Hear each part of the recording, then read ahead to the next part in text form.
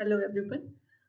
आज का टॉपिक बहुत ज़्यादा ही इंटरेस्टिंग है और इसको हम आम लोगों के लिए बहुत ज़्यादा ही इम्पॉर्टेंट है और बेसिक अंडरस्टैंडिंग इसकी होना एक वुमेन के लिए बहुत इम्पॉर्टेंट है ताकि उसके ऊपर जो अत्याचार हो रहे हैं वो ना हो। आज का टॉपिक है डाउरी। डाउरी इट मीन्स दहेज। दहेज की डिमांड अगर होती है तो उस सिचुएशन में आप क्या करेंगी एज अ वुमेन। अगर मान लीजिए आपके यहाँ नहीं होती है बट आपके पड़ोसी में होती है, आप ये चीज़ें देख रही हैं, तो इस सिचुएशन में आप क्या कर सकती हैं और लॉ क्या कहता है इस बारे में आज हम इन सब टॉपिक को डिस्कस करेंगे। ओके, तो क्या आपको मालूम है अगर इस टाइप की सिचुएशन होती है कि इफ़ आफ्टर मैरिज हस्बैंड और होते हैं जो उनके ससुर होते हैं या सास होती हैं, वो मतलब जनरली कुछ ना कुछ डिमांड करते हैं, कार की, मनी की, मतलब कुछ ना कुछ डिमांड करते हैं अपने बहू से, तो क्या ये ओके है? क्या ये नॉर्मल सिचुएशन है? क्या इसमें कुछ गलत नहीं है? इसको मांगना चाहिए? मतलब आप क्या समझते हैं इससे? तो प्लीज़ बताइए जैसा भी है। एंड अब हम इसमें देखेंगे कि इसमें लॉ क्या कहता है, लॉ क्या मतलब उसका क्या स्टैंड पॉइंट है, मतलब लॉ के अकॉर्डिंग क्या चीज़ सही है। ओके, तो डाउरी का मतलब हम पहली बार समझ लेते हैं, डाउरी होती क्या है। क्या शादी के टाइम पे कुछ भी दिया जाए लड़की को, क्या वो डाउरी कंसिडर की जाएगी? और क्या मतलब पेरेंट्स, लड़की के पेरेंट्स अपने विल के अकॉर्डिंग, अपनी इच्छा के अनुसार कुछ अपनी बेटी को देना चाहते हैं तो क्या वो भी डाउरी होगा? नहीं, वो डाउरी नहीं होगा।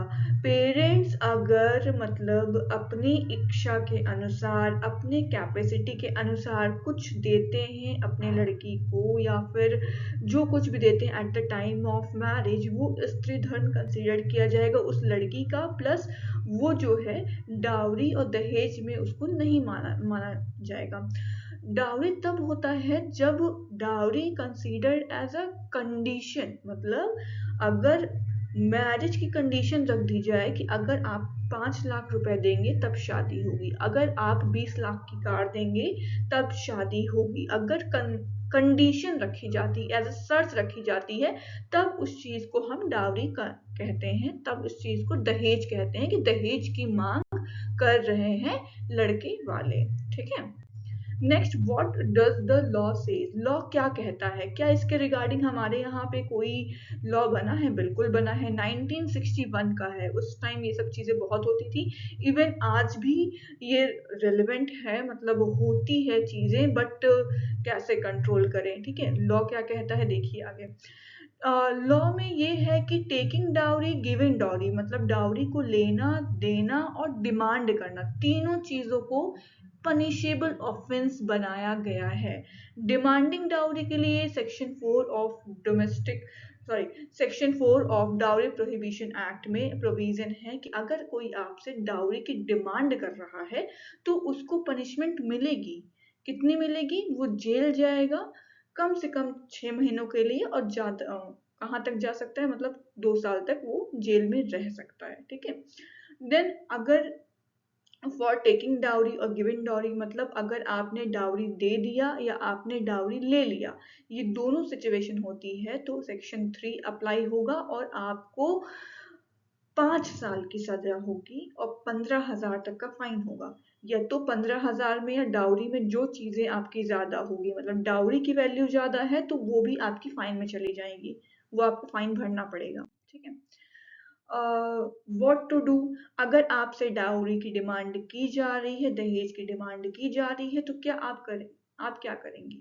ठीक है, आप मान लीजिए आपकी शादी हो गई है, आप किसी के घर की बहू हैं, आपसे रोज कुछ ना कुछ सास ससुर बोलते हैं या हस्बैंड बोलता है, वट एवर, तो आप क्या करेंगे? आप चुप के मतलब बैठी रहेंगी या फिर सोचेंगी कि ये तो मेरी गलती है, ये तो मेरे पापा की गलती है? नहीं, आप बिल्कुल भी ऐसा कुछ नहीं करेंगी। आप ये करेंगी कि you can file an complaint, file an FIR to police station, approach to women police station and call helpline number जो भी है। ठीक है, नेक्स्ट हम मूव करते हैं protection under criminal law. Criminal law क्या कहता है? ठीक है, आप कोर्ट के पास गई, एफआईआर फाइल की, उसके बाद क्या होगा देखिए। क्या होता है कि क्रिमिनल लॉ में हमारे सेक्शन बीएनएस जो है सेक्शन 85 वो कहता है क्रुएलिटी। ये एक प्रकार की क्रूरता है जो कि मानसिक क्रूरता में कंसीडर किया जाएगा अगर किसी एक वाइफ से या वुमेन से डाउरी की डिमांड की जा रही है, क्योंकि उसके मेंटल पे असर पड़ रहा है, क्योंकि वो चीज़ें रोज सुन रही है, उसको रोज ताने मारे जा रहे हैं, उसके माँ बाप के बारे में बोला जा रहा है। तो एक लड़की कब तक सुनेगी, कब तक सहन करेगी, ये भी एक बहुत बड़ी बात हो जाती है। ठीक है, फिर इन केस अगर उसको इतना प्रेशराइज किया जाता है कि उसको मतलब वो सोचती है कि ठीक है मेरे माँ बाप ने इतनी मेहनत से जीवन भर का कमाया हुआ लगा दिया, उसके बाद भी सामने वाली पार्टी उसको ताना मार रही है, सामने वाले जो उसके स्पाउस हैं और फिर जो इन लॉज फैमिली है वो मतलब उस चीज़ को सपोर्ट नहीं कर रही है उसको, मतलब और मेरे माँ बाप को गाली दे रही है। तो इस सिचुएशन में मान लीजिए वो इतने ज़्यादा मेंटल प्रेशर में थी वो लड़की कि उसने जो है आत्महत्या कर लिया, सुसाइड कर ली।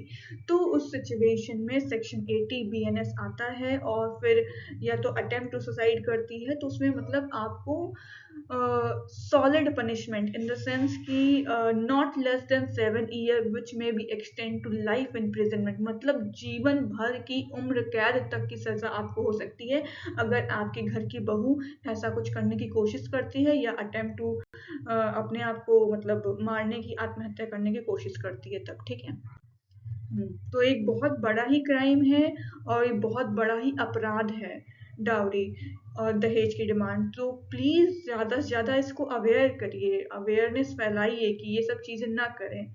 ठीक है, जो लोग कर रहे हैं, जो लोग आज भी डिमांड कर रहे हैं। ठीक है, एग्जाम्पल हम लोग बहुत बेसिक एग्जाम्पल लेते हैं कि मान लीजिए आफ्टर मैरिज हस्बैंड कहता है कि देखो तुमने दहेज में कम पैसे दिए थे, बस 5 लाख और लेके आओ, अदरवाइज तुम अपने घर पे ही रहना, यहाँ आने की ज़रूरत बिल्कुल भी नहीं है। और तो ये क्या होगा, ये क्लियरली डिमांड डाउरी की है। ठीक है, ये एक क्रिमिनल ऑफेंस है, ये एक क्लियर डिमांड डाउरी की है कि आपसे दहेज की डिमांड की जा रही है। आप सतर्क हो जाइए, आपको जो एक्शन लेना है आप ले सकती हैं, आपके पास बहुत सारे ऑप्शन हैं। प्लीज़ वो वाला सिचुएशन है, जागो ग्राहक जागो, तो जागो, अपने राइट को पहचानो। और देन हम लोग देखते हैं अगर इन लॉज मतलब अगर सास ससुर आपके कंटिन्यूअसली आपको ताने मारते हैं कि तुमने तो कार नहीं लाई और तुमने तो कुछ भी नहीं लाया दहेज में, क्यों चली आई हो, ये वो, मतलब ये मेंटल क्रुएलिटी है जो कि हमने लास्ट में बहुत अच्छे से डिस्कस किया है, इसको बताया है। ठीक है, अ, तो प्रोटेक्शन कैसे है, तो आप एफआईआर कर सकती हैं, इन्वेस्टिगेशन उसके बाद कंडक्ट करवाई जाएगी, फिर ट्रायल का प्रोसेस होगा, प्रोटेक्शन ऑर्डर होगा, मतलब प्रोटेक्शन ऑर्डर कोर्ट आपको ऑर्डर करेगी कि आपका जो सिचुएशन है उसको कंट्रोल किया जाए, आपको उस सिचुएशन से बाहर निकाला जाए, आपको मतलब या तो सेपरेट रेसिडेंस प्रोवाइड किया जाए या तो ठीक है, देन आप वुमेन जो है क्लेम मेंटेनेंस भी कर सकती है, वाइफ जो है अपने पति से मेंटेनेंस भरण पोषण की डिमांड कर सकती है और अलग भी रह सकती है कि आप जो है आपकी फैमिली एंड आप मेरे साथ क्रुएलिटी कर रहे हो, तो बिल्कुल उसके साथ रहने के लिए लायबल नहीं है। ठीक है, कॉमन मिथ क्या है, हम समाज सोसाइटी हमारी पूरी मिथ से भरी हुई है कि इसमें मतलब होता है ना, लोगों को ज़्यादा कहते हैं कि ठीक है शादी हो गई तो एडजस्ट करो, एडजस्ट करने वाला वर्ड बहुत ज़्यादा हो जाता है। तो क्या होगा if something is ask after marriage, ठीक है, इवन आफ्टर मैरिज भी हो जाए, बिफोर मैरिज भी होता है, तो ये कंसिडर किया जा रहा है ये तो गिफ्ट है। नहीं, ये गिफ्ट नहीं है। अगर कुछ भी आपसे डिमांड की जाती है शादी के पहले, शादी के बाद, तो बिल्कुल भी वो गिफ्ट नहीं है। गिफ्ट वो होता है जो इंसान अपने विल के अकॉर्डिंग देता है, नॉट बाय डिमांड। ठीक है, तो ये क्लियरली वे में आपको आपसे डाउरी की डिमांड की जा रही है। ठीक है, तो आपको इस पे अवेयर हो जाना चाहिए। And it is just not a family matter, family matter बिल्कुल भी नहीं है, यह एक क्राइम है। एंड ये भी कंसिडर किया जाता है कि if you file a case you will be defame, no, कोई डिफेमेशन का केस कोई भी आपके आचरण पे, आपके व्यवहार पे कोई आपको लांछन नहीं लगाएगा। ये बिल्कुल भी गलत है मानना, आप बिल्कुल फाइल करिए, कंप्लेंट करिए। ठीक है, इन लास्ट हम यही कहेंगे डाउरी जो है ट्रेडिशन नहीं है, ये एक सोशल क्राइम है और ये सोशल क्राइम तभी रुकेगा जब लोगों को इस बारे में जानकारी होगी। तो प्लीज़ बस एक हेल्प करिए कि इस वीडियो को बस एक जन तक शेयर कर दीजिए ताकि लोगों को अवेयरनेस फैले और लोगों को ज़्यादा से ज़्यादा जानकारी हो। और ऐसे ही लॉ को सिंपल वे में समझने के लिए मुझे फॉलो करिए और आप भी टॉपिक सजेस्ट करिए कि हम आपको मतलब किस टॉपिक के बारे में जानकारी दें, ठीक है? Okay, thank you.